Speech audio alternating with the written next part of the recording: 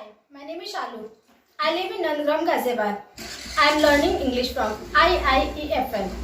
I have recently done my past indefinite tense. So I would like to tell you about what I did yesterday. I woke up 6:30 and then I got ready for my school. After that I went to my school. In school I took first period of account, eco, Hindi, English and extra class of English again. After my school I took rest and I watched TV for some time. After that I got ready for my tuition. I went to my tuition at 3:30. After coming back from my tuition at 5:30, I took rest for some time and I took some snacks. After that I got ready for my spoken English classes. I went to my spoken English classes at 7:30.